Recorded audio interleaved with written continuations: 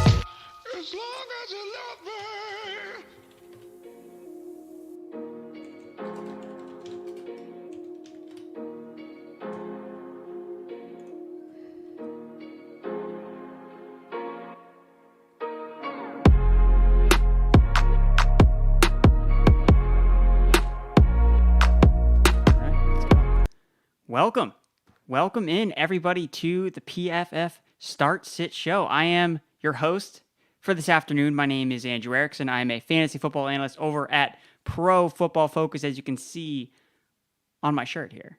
So I am here going to be joining you guys every single Thursday, talking about some starts and sits first. And you can always find my work over at pff.com. And I'm on Twitter at @AndrewErickson_. And yeah, I'm happy to be part of the FantasyPros team a little bit this year, helping out, lending a helping hand, and trying to help you guys win your fantasy football leagues. So really looking forward to interacting with you guys. And yeah, I'm on Twitter at @AndrewErickson_. So let's get into some of the nitty gritty in terms of fantasy football. Again, some news. Greg Roman talking about the Baltimore Ravens backfield. We'll continue to rotate guys in and out. So again, Tyson Williams, maybe he's not going to be this year's James Robinson. It's totally possible. It wasn't always in the cards for him to be this year's James Robinson, but at the same time, he's definitely by far the most elite running back on that roster. You have Latavius Murray, you have Devontae Freeman, you have Le'Veon Bell. Those guys are way past their prime. So if I have Tyson Williams, I'm happy to have him as an RB2, but I also know at the same time, I will entertain trade offers to try to move him. If people are really high on him, I've seen trades where somebody traded Corey Davis and Tyson Williams for DeAndre Swift. So there are ways you can try to sell high on Tyson Williams if you so please.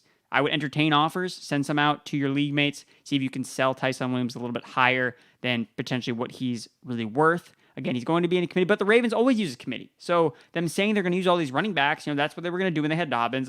That's what they were going to do when they had Gus Edwards as the number one running back there. So nothing really too big of a change when it comes to that Ravens backfield. Again, kind of just coach speak, but I still think Tyson Williams is the 1A of the Ravens backfield. Other news, Will Fuller, undisclosed, available for Thursday's practice, of course. It's always a mystery with Will Fuller if he's going to be available, if he's going to play, what's the deal. Again, I'm not feeling great about starting him against Buffalo. Buffalo's got a pretty good secondary, and we don't know what his role is going to be. We saw Devontae Parker lead the team in targets. Jalen Waddle looked really good in week 1, so I'd be hesitant to kind of just launch out Will Fuller in week 1 because we don't really know what his role could be at all. I know we saw Albert Wilson have a deep target in that last game. That could be Will Fuller's role, but we don't know how involved he's going to be. So I think that's not a great play to start with Will Fuller. If it was a better matchup, maybe I'd feel more confident about throwing Will Fuller in there with his first week back, but again, we don't know what the chemistry is with Tua, the time missed. I think we'd like to see it first with Will Fuller before we kind of just thrust him out there, especially in a matchup that's not super ideal. Dallas Cowboys. Pass rush is not going to be there against the Chargers. Randy Gregory is not going to play, doubtful with COVID from Mike McCarthy, and DeMarcus Lawrence broke his foot at practice. So they are going to have plenty of time to throw in the pocket. Justin Herbert is going to rip this Dallas Cowboys defense to absolute shreds. He saw the least amount of pressure in week 1 against the Washington football team. That's how improved this Chargers offensive line has been. And now you throw in Dallas's pass rush, which wasn't really even that good to start with. Now you throw away their two best pass rushers. Justin Herbert's going to have all day to throw in this offense. And that leads me into my first start of the week, as we'll kind of get into it. I'll go through some of my 5 starts and sits for this week. I actually have 6. It's another special one for you guys. Mike Williams. It's a big start for me. Big Mike Tagliere fan. Happy birthday to him. Mike Williams, I know he is a big fan of Mike Williams. And yeah, he needs to be in all starting lineups this week. Again, 13 targets last week, 26% target share.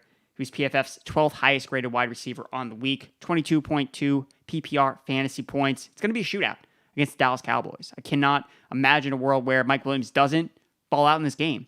We saw Trevon Diggs lock down Mike Evans pretty well in the first game with the Buccaneers and Cowboys. So that is in the range of outcomes. But again, we don't necessarily know if Diggs is going to shadow him. Keenan Allen's obviously still involved. And look, they're just going to have so much time to throw the ball that Mike Williams is going to be able to get open, get downfield. He had 4 contested catches last week. So Justin Herbert's not afraid to throw him the ball, even when he is covered. So Mike Williams, I feel absolutely fantastic about having him as a top 30 wide receiver this week. So I feel great about starting him. Another receiver that I feel great about starting is Terry McLaurin. I know that most people are going to be starting him anyway, but just to, inject some confidence into people that we want Terry McLaurin in our lineups because he's a baller. He is just an elite wide receiver talent, and you can't over-evaluate the matchups. Look, James Bradbury, yes, he was a really good cornerback last year. He wasn't even really good that week 1. We have the PFF wide receiver cornerback matchup chart. He was not great in week 1. So I would not necessarily, he covered Jerry Jeudy in a lot of routes, and Jerry Jeudy had a really good game. So I think that James Bradbury is not necessarily a reason you should be benching Terry McLaurin, and neither is having Taylor Heineke at quarterback. Terry McLaurin last year had over 90 receiving yards per game against the Giants in the 2 games that he played. And that was with Alex Smith and Kyle Allen throwing in the ball. He has Taylor Heineke now, who has the second highest average depth of target since 2020. So he's throwing the ball downfield. He's willing to throw the ball downfield. We did not see that at all from Kyle Allen or Alex Smith when Terry McLaurin was their receiver, or they were his quarterback last year. They would not push the ball downfield. So that was super, super frustrating for Terry McLaurin owners because he didn't generate any upside with his targets because they were all intermediate short targets. Nothing to be seen there. It just was not good at all. So was not happy about that. Other starts. All right, we'll transfer over to, let's talk about this Thursday night game. We got the thing up here. Tonight, 8:20, Giants, Washington football team. It's Saquon Barkley. We got the report that says he's not going to be unleashed against the Washington football team. And yeah, I'm not surprised that he's not going to be unleashed because the guy's still coming back from the ACL injury. Again, he was on the buyer beware list last week in my PFF Stardom Situm article, which you can get at pff.com. And he was in there again. He was back on the buyer beware list that came out today because we just can't trust him. He got limited touches last week against the Denver Broncos. The Giants offensive line got 0 room for him to run, 0.1 rushing yards before contact last week. Just there's no room to run. He couldn't find any space. The Giants offensive line is just not good enough. Wasn't good against the football team, or wasn't good enough against the Broncos. It's not going to be good against the football team that allowed the 3rd fewest rushing yards before contact, 0.6 in their week 1 matchup against the aforementioned Chargers. So Barkley, again, you're hoping that he scores a touchdown, catches some receptions, but chances are you just have a wide receiver on your team that offers way more upside than Saquon Barkley does this week. Again, I thought he looked pretty decent last week, just watching that film again. I think I saw some signs of, old Saquon Barkley, but he needs the volume. Running backs need volume to be productive in fantasy football. And right now we don't have any indication that he's going to get a normal workload, so we cannot trust him in this matchup. Again, if it was a better matchup, like week 3 against the Atlanta Falcons, that's where you're going to want to start him. I feel really good about starting him in week 3 against the Falcons. I think he's actually an interesting buy low candidate right now, especially with the news coming out most recently is really negative. But we know he's got the top 5 upside. He just has to be healthy. And I think after a long layoff, 10 days, we see him get a full workload against the Atlanta Falcons, who just have a terrible defense. So go out and get some Saquon Barkley if you can. More starts. Jarvis Landry. Okay, Jarvis Landry. 12 games played without Odell Beckham dating back to week 7 of 2020. 15 points per game in PPR formats, 26% target share. No OBJ means you start Jarvis Landry. That's easy. Juju Smith-Schuster, another start for me this week. One of just 5 wide receivers in week 1 to run a route on 100% of his team's dropbacks. So he's on the field. That's plus. And he's playing the Raiders, who do not have a good secondary. We saw Lamar Jackson have success against them on Monday Night Football, and we saw them struggle against slot receivers. They allowed 8.6 yards after the catch per completion to receivers lined up inside, but as well for Juju, who is obviously the Pittsburgh Steelers' primary slot receiver. Some sits. We got to sit some guys. It's unfortunate, but it has to be done. Laviska Shenault and Robbie Anderson are going to be riding the pine this week, be the best way to put it. Shenault, again, the Jacksonville Jaguars target share is broke down very flat across the board. Chark, 22%. Shenault, 18%. Marvin Jones, 16% target share in week 1. That's going to fluctuate from a week-to-week basis, depending on the matchups. And the matchup is terrible for Laviska Shenault. On PFF.com, we have a wide receiver cornerback matchup tool, which is really, really helpful when you're trying to decide between two very closely ranked wide receivers, because we all know, okay, if they get the targets and they're going to pop, if they catch a deep ball, okay, I'm going to want to have them in my lineup.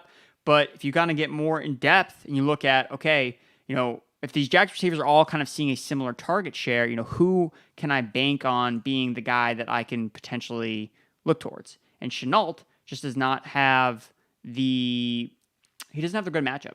Like, I don't think that he has the matchup that we want in the slot against the Denver Broncos slot corner, Bryce Callahan. Shenault, 82% slot snap rate in week 1, and that means he's going to get Callahan. And Callahan, look, the matchup we have on the tool on PFF.com, it gives you a grade of the matchup, and this is the worst matchup for any wide receiver in week 1 is Laviska Shenault. So I'm definitely concerned about Shenault being a guy that can potentially produce in this matchup. Robbie Anderson, look, chase targets, not touchdowns. That's the biggest thing you can learn. And Robbie Anderson, yes, he scored a 57-yard touchdown. That is great. You should try to sell him now to any league mate that is enamored with touchdown potential, because he saw 3 targets, an 8% target share for Robbie Anderson after everyone was impressed and excited about, Sam Darnold and Robbie Anderson are back together. The connection when, Robbie Anderson had a breakout year with not Sam Darnold, with Teddy Bridgewater. So I was very concerned about, how Robbie Anderson would be in this offense with McCaffrey coming back, and we saw him fall in the pecking order. He had less targets than Terrace Marshall, a rookie who ran less routes than he did. So that's really concerning, and I can't feel any confidence about stopping Robbie Anderson. Yes, the Saints defense also looked really good last week. They shut down the Packers. They couldn't do anything. So even with Marshawn Lattimore out, they still have Bradley Roby now entering the lineup after they traded for him from the Houston Texans. So I think that Robbie Anderson is not a player I want to play. Look, 8% target share. Other guys that had 8% target share in week 1. Henry Buggs, Quez Watkins, Damiere Byrd. How many of those guys are you starting this week? 0. So Robbie Anderson, you are on my bench this week, and I would look to try and trade him if possible. I'm going to get to some questions here in the chat. Start Tannehill or Joe Burrow this week? So for me, I'm going to go with Joe Burrow. I think that he has the potential to... Actually, no. I'm going with Ryan Tannehill. What am I saying? I'm going with Ryan Tannehill. Look, Ryan Tannehill did not have a great week last week. It was unfortunate. They fell behind, and they fell to game script. But the Seahawks game has a massive over-under, so we should really see Ryan Tannehill blow up in this spot. Look, he's got A.J. Brown, he's got Julio Jones, so I'm willing to go back to Ryan Tannehill. I know that he did disappointed last week. It wasn't the greatest matchup, but I like him this week against the Seahawks. That they're going to have to throw the ball. PPR, Logan Thomas or Gronk? I'm going to go with Logan Thomas here. I think that we're looking at a steady pace of targets. He's got some connection with Taylor Heineke that we've seen before. We saw it last week. He caught a touchdown. Again, Gronk and Tom Brady have the best chemistry of, most tight ends and quarterbacks, but I do think that Logan Thomas is a safer guy, especially in PPR formats. Maybe if this is a standard league, I would lean more towards Gronk because of that touchdown equity, but I think Logan Thomas is still going to be safe. Again, there is no Curtis Samuel, and the targets are going to flow towards Logan Thomas and Terry McLaurin, like I hit off at the top. Those are going to be the guys that are going to be the most heavily featured in the offense, so that's who I would lean towards in that matchup there. Claypool or Elijah Mitchell, full point PPR. Look, people, unless we get like a clear indication or anything from this 49ers team about this running backfield, I can't start Elijah Mitchell. Yes, you picked him up, but we don't know if he's going to get pass game work. He did not get the goal line touches.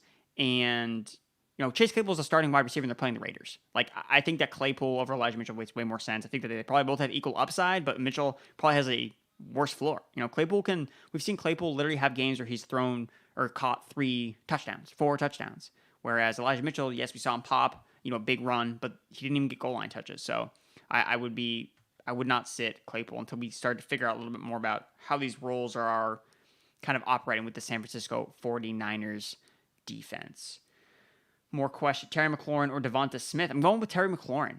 I think that I think he's just a better receiver at this point. Look, Devonta Smith played 1 game, and he was great, but I'm still going with Terry McLaurin. He's the more proven asset for me. That's who I'm going to go with. Claypool or Sutton, flex, half-point PPR. I think I'm going to go with Sutton here.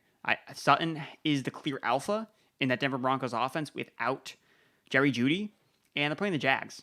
The Jaguars do not have a good defense whatsoever, so I will lean towards Courtland Sutton there as well. Jamal Williams, Fournette, Mike Davis, full point PPR. This is from Dominic D'Amato. Pick 2. I don't want to play Mike Davis. I really do not want to play Mike Davis. He's definitely one of my sits for this week. Jamal Williams is playing, in a revenge game against the Packers. Leonard Fournette. I'll go with Jamal Williams and Leonard Fournette there. I think that, I'm going to go with those guys. So Dominic D'Amato, those are your guys. Mike Davis or Devonta Smith PPR. That one is easy from Frank S. Going to go with Devonta Smith. Joseph Stepp, bench 1, Darrell Henderson, A.J. Brown, or Chris Godwin. You got to bench one of those guys? Man, that is rough. It's really hard to bench Darrell Henderson after you saw elite running back usage, but A.J. Brown and Chris Godwin are just set up so well to just go off this week. So I guess I'm going to bench Darrell Henderson. I guess there is a fear that Sony Michel could come, be more involved in week 2 than he was in week 1. And Darrell Henderson, despite the fact he got a massive workload, he wasn't super great in week 1. Chris Godwin's playing the Falcons. That's an auto start. And A.J. Brown's playing the Seahawks, which just seems like an auto start. So yeah, I'll go with Darrell Henderson there. Eric Chacon, Lamar Jackson, or Jameis Winston. Are we really there yet already, people? I know Jameis Winston is a start for me this week, but I'm not throwing talent on Lamar Jackson that early. Look, it's a high-scoring game. They should have to put up a lot of points in this game, so I will go with Lamar Jackson there for my pick over Jameis Winston. I just can't. I can't bench Lamar Jackson. I just can't. Not right now. Not right now. Rafael Danis, start or sit Antonio Brown. Oh, you got to start Antonio Brown. He is on fire right now. He is #enfuego. So you cannot bench Antonio Brown. I would definitely want to keep him in my lineup for sure. I don't think you want to bench him whatsoever. I think that would be a poor move to make, is at least the way that I would put it. Prop, PPR, Julio Jones or DJ Moore. I would go in PPR. I'm going with Julio Jones. Again, DJ Moore, this Carolina Panthers offense is just going through Christian McCaffrey. He had 30 touches in week 1. 30. DJ Moore had 7, which was the second highest on the team. So the offense has kind of really changed a lot from last season, where we thought DJ Moore had breakout potential. We saw 3 wide receivers, be relevant along with Mike Davis, but McCaffrey's so heavily involved in this offense that I think that he's just really the guy that most people are going to gravitate towards. Half-point PPR, Jonnu Smith. So from Robert Heckton, half-point PPR, Jonnu Smith, Jared Cook, Cole Kmet. I'm going with Jonnu. I think that he's the best tight end out of that bunch. I think Jared Cook is an interesting streaming option this week, but I think if you have Jonnu, I think you want to roll with him. I don't know. If Kyle Yates is watching this right now, he would be not pleased with me if I didn't say Jonnu Smith. So I will go with Jonnu Smith here. Nick Peace, are you comfortable starting Edmonds this week? Okay, that's a great question, and that kind of is a great segue into kind of talking about Chase Edmonds, because he was a player that was a start for me this week. And I think Edmonds should be a start for you every single week, honestly. The way that he got usage in week 1, 16 touches, was the same as James Conner. But when you look at the way the games played out, it was a blowout for more intensive purposes. They blew out the Titans. And in those types of games, you'd figure that James Conner would have this massive game as the grinder back to take care of business, but that was not the case whatsoever. We saw Chase Edmonds still play a lot of the game, and I think that he could have had an even bigger game if the game was actually competitive. So for me, I feel great about starting Chase Edmonds. Again, 5.3 yards per carry, 2 runs of 10-plus yards, super efficient on the ground, super explosive like he usually is. He's just a really explosive running back that just always seems to deliver when he gets opportunities. We look at him last year, 7 games where he had 11 touches, 17.4 fantasy points per game. Sunday, or week 1, was the 8th time he had at least 11 touches in a game. And of course, he delivered 14.6 PPR points. Good for RB18 finish in PPR. So I think that you should roll with Chase Edmonds. Chase Edmonds is someone you should try to trade for right now. Like, if you are sitting on some of these 49ers running backs, Sermon, Elijah Mitchell, like, you're kind of hoping that they turn into Chase Edmonds. Like, I have a couple of rosters with Trey Sermon and Elijah Mitchell kind of mixed in. And I think that if you can flip them for Chase Edmonds, I think that's a win because I think we know that no 49ers running back is going to be like the one guy for the most part. Just that's never really how Kyle Shanahan has rolled. And we know Chase Edmonds is never going to be the only guy in show in Arizona unless James Conner gets hurt. So, but we know that he's going to be involved in the passing game. We know that he plays on a super explosive offense. And we know we got 16 touches in a blowout. So I think that he just has really sky high upside, super explosive running back. So if you don't want to deal with the pain, the shenanigans of Kyle Shanahan in this backfield, go after Chase Edmonds. I think that he's a very interesting guy to try to target and trade is definitely how I would try to approach it. If you are beyond frustrated with how this 49ers backfield could potentially turn out, just avoid it altogether and just go right in and try to see if you can snag one of those, a Chase Edmonds type of running back, on the cheap, because apparently, again, this isn't a knock on the person that asked the question, but, have confidence in Chase Edmonds. I would really feel very strongly about starting Chase Edmonds this week. Okay, sits, some more sits. Mike Davis. I know I mentioned him in a start-sit question as a guy I'm sitting. Look, he's RB3 fringe at best this week. Brutal matchup against Tampa Bay Buccaneers, the league's number one run defense since 2020. Again, Dallas ran for 47 yards against the Tampa Bay Buccaneers. Zeke Elliott scored 5.9 fantasy points, and he was a bust. And we were all very upset about him on Thursday night. I was tweeting out GIFs about Ezekiel Elliott being the RB2 that I drafted with a top 5 pick. Go follow me on Twitter at @AndrewErickson_ and follow me on PFF.com.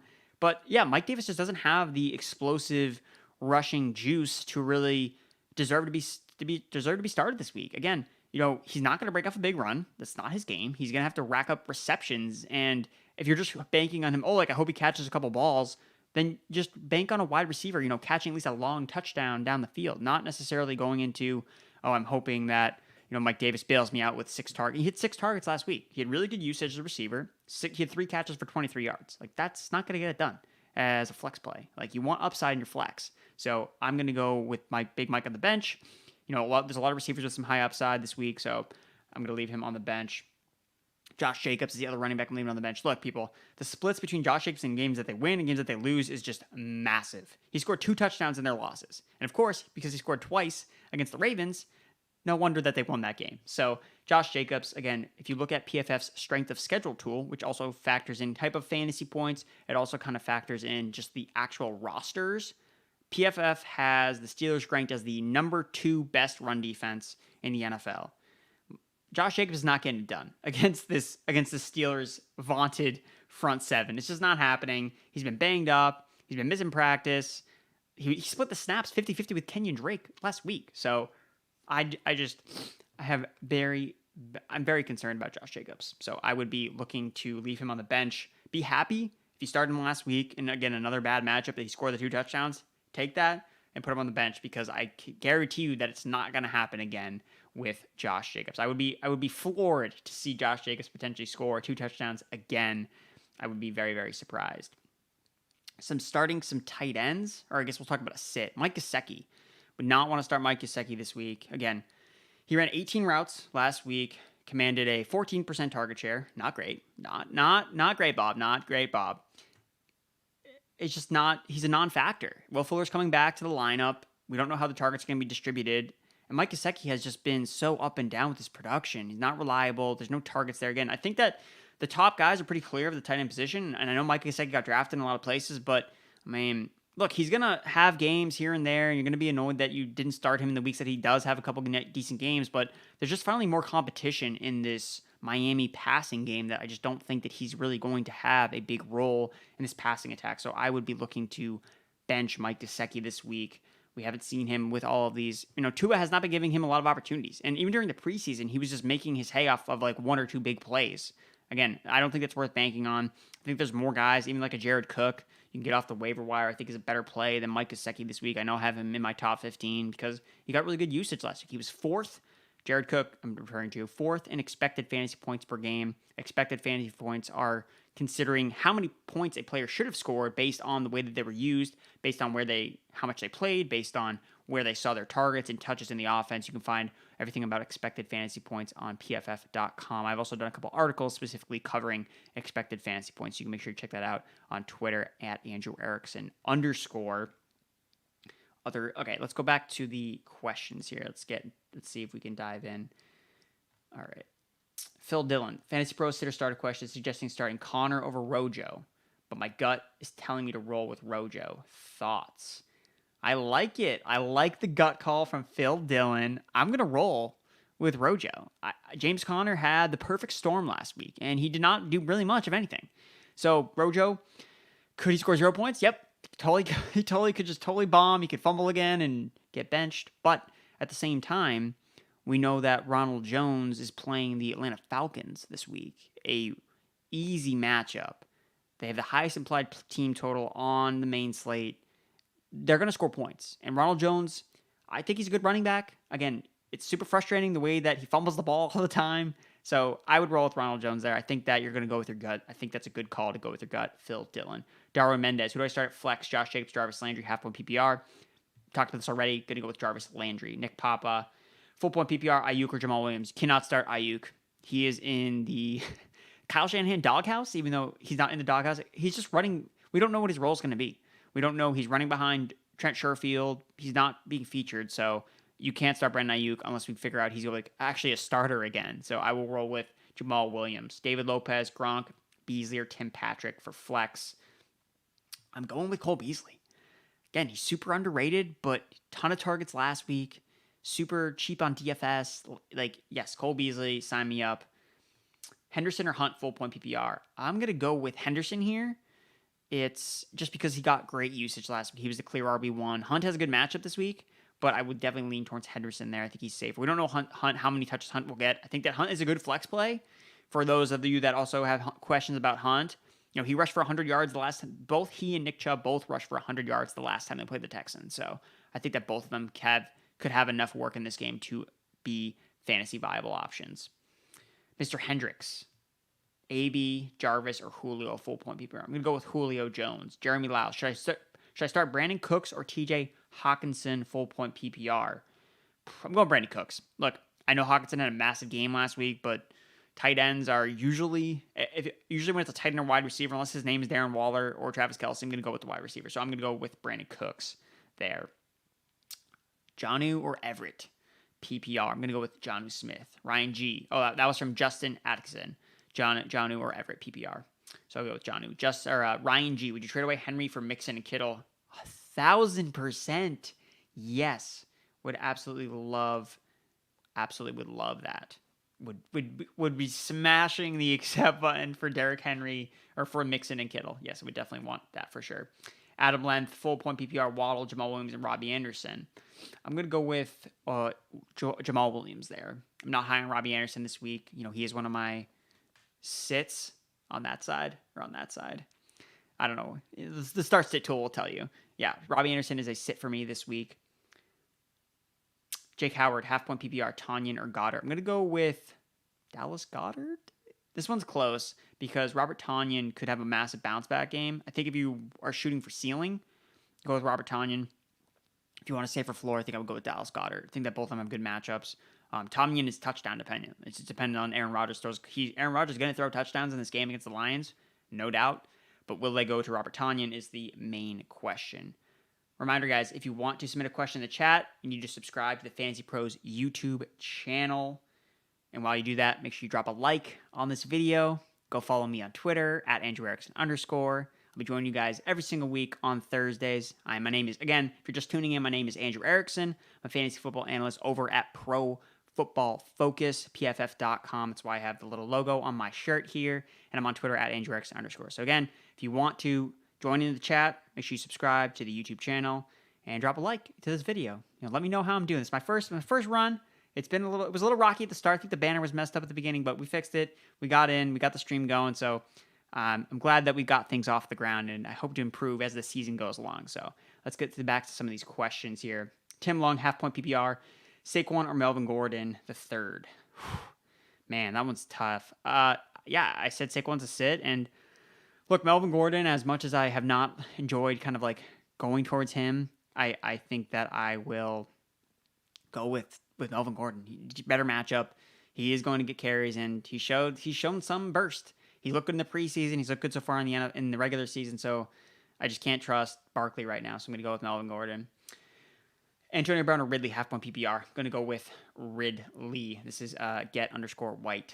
Mario Sierra, full point PPR, Tyler Boyd or Sutton or Mitchell. I'm going to go with Cortland Sutton. He is the alpha there now without Jerry Jeudy. Jaguars defense is not good, so I'm going to go with that player, Cortland Sutton. Austin Roberts, PPR, Monty or A-Rob. Allen Robinson, they're playing the Bengals. Now I'll go with David Montgomery. But locked in bell cow workload. I know he didn't get any targets, but I assume that he should be able to run over the Bengals defense. It's not great. Dalvin Cook had a pretty good game against them, so I will go with David Montgomery. And David Montgomery doesn't have to worry about Andy Dalton throwing him the ball. So Derek 1120, rest of season, full point PPR. Drop one, James Robinson, Brandon Cooks, or Melvin Gordon. Drop one. Oh man, that is a rest of season. I really do not like James Robinson rest of season because of this Urban Meyer fiasco. It's very concerning. Not dropping Brandon Cooks. Like, he's the locked-in receiver one there, so I'm not dropping him. I guess James Robinson, I think, is the better talent than Melvin Gordon, but Melvin Gordon has looked good. I'll say James Robinson, but I do not feel good about it at all. I'll go with James Robinson. Derek 1120. I appreciate you asking the hard questions. Mia King 631, full PPR, Ayuk or Waddle. Thanks. Going with Jalen Waddle.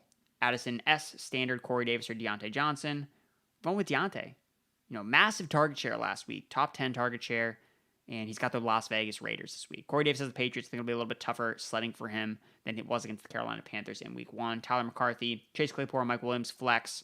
Go Mike Williams. I highlighted him at the top of the show.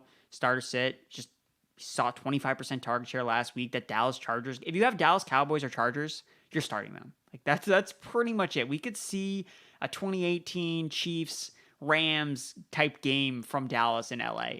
There's going to be a bazillion points scored in this game, so you're going to want pieces of it everywhere you can get. So yes, I would feel confident about feeling Mike Williams there over Chase Claypool. Would you play Fournette over Mitchell this week with Tampa Bay playing Atlanta? Yes, I would. Goddard over, and that's from Nathaniel Weiss. Calvin Williams, Goddard, or Andrews in PPR? No. I would still go with Mark Andrews. Saw elite usage in week 1. Just didn't roll his way. The Chiefs have not been great against tight ends. We saw David Njoku bust off a bunch of really big plays against them. So I do not think that is something to be concerned about. I would go with Mark Andrews over Goddard. All right. Looking in the chat. Let's see. Other questions. Again, make sure you guys subscribe. All right. We'll do a couple more questions here. Let me just get into these to the chat. Any other starts and sits? Let's see what else I had here. Talked about Mike Davis, Saquon Barkley, Chase Edmonds. Sit Ben Roethlisberger. Do not play him. If you're looking for a streamer, you want to stream Baker Mayfield. You want to start Jameis Winston. Ben Roethlisberger was PFF's worst graded quarterback last week.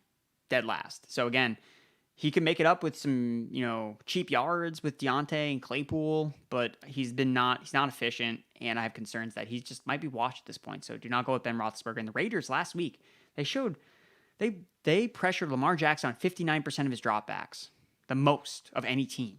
The Raiders have a pass rush this year. It's wild. So Ben Roethlisberger, I think, is not going to be as good as he was last year from a fantasy perspective. And then Jameis Winston, just highlight him real quick. Look, 5 touchdown passes. Again, is it fluky? Maybe a little bit, but he had a whole year to learn under the system of under Drew Brees, under Sean Payton, and for him to come back out and look improved, kind of like a Jameis Winston 2.0 LASIK version. I think that you should be looking to buy Jameis Winston. I think that he's a solid streamer this week. I'm playing him over Matt Ryan. I think Matt Ryan's okay, but if I had to decide between Matt Ryan and Winston, they're back-to-back in my rankings, I would go with Jameis Winston. All right, last couple questions here. Full point PPR, Miles Sanders or Darrell Henderson. I will go with Miles Sanders. Debo or Higgy, standard league, man, that's wild. I'm going to go with Debo Samuel. And full point PPR, Moore or Landry, I'll go with DJ Moore. Actually, no, I'll go with DJ Moore. I'm going to buy the talent there, but Landry I think is still a solid play. But DJ Moore is he's baller, man. He's so good. Josh Jacobs, Kenyon Drake, or Latavius Murray for RB2. Oh man, that's a rough running back room. I'll go with Josh Jacobs there. Cool. That is the end. And that was Felipe Corner. Yep. I don't like Josh Jacobs, but yeah, I'll go with him there again. He could still find the end zone. And he is the starting running back. So Kenyon Drake's on the same team. And I'll make sure you like the video And yeah, let me know how I'm doing. Let me know how I did my first stream. And yeah, we will be back next time. Thanks for watching.